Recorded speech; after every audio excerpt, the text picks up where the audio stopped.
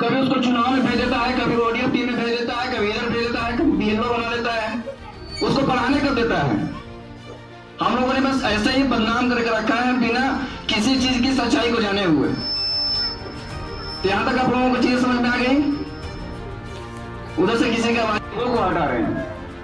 आज भी अगर देखा जाए तो 80 करोड़ जनसंख्याओं को फ्री राशन दिया जा रहा है। अगर हमारा देश इतना ही समृद्ध है तो राशन देने की क्या जरूरत है?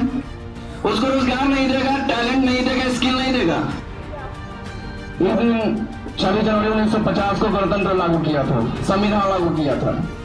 हम लोग इसलिए मनाते हैं कि उसमें दी गई शक्तियां, उसमें दी गई पावर्स का अगर हम अपने लाइफ में यूज करें तो कहां तक पहुंच सकते हैं।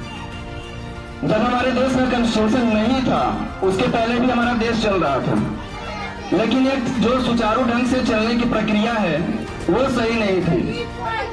लोग एक दूसरे का शासन करते थे, शोषण करते थे, अंग्रेजों के द्वारा मनमानी होती थी।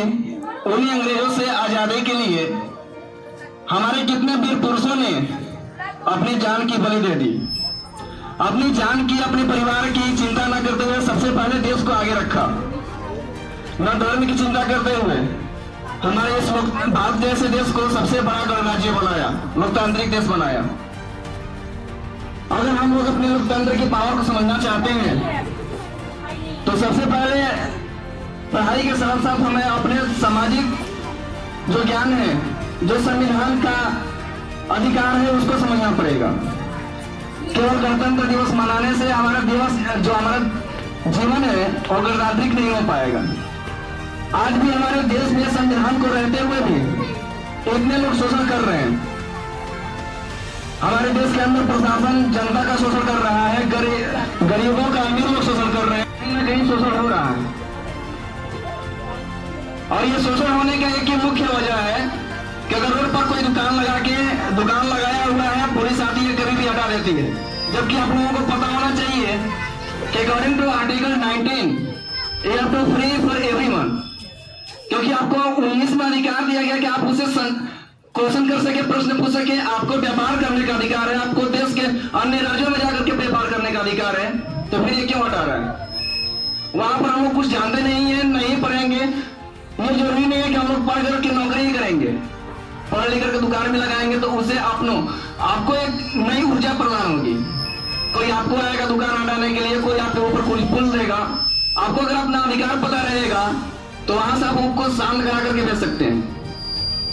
ये बिल्कुल जरूरी नहीं है कि आप लोग पढ़ लिख करके नौकरी करें। नौकरी जरूरी है। नौकरी एक जो होता है परिवार को एक सही दिशा में लाने का काम करती है, गरीबी को एक बैलेंस करने का काम करती है। ऐसा नहीं है कि सरकार जो है सरकारी नौकरी देता है, इसका मतलब ये है कि आपके परिवार में अच्छे से भोजन अब चल सकेगा, जो पहले की अपेक्षा लोगों को हटा रहे हैं। आज भी अगर देखा जाए तो 80 करोड़ जनसंख्याओं को फ्री राशन दिया जा रहा है। अगर हमारा देश इतना ही समृद्ध है तो राशन देने की क्या जरूरत है? उसको रोजगार नहीं देगा, टैलेंट नहीं देगा, स्किल नहीं देगा।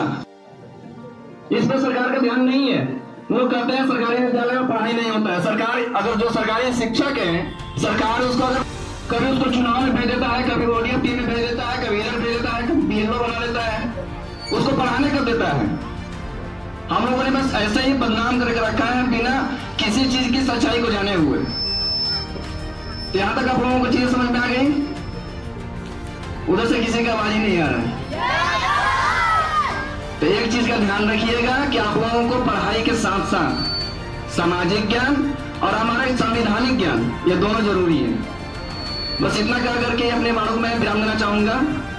एक बार पुनः आप सभी को 74वें गणतंत्र दिवस की हार्दिक शुभकामनाएं। जय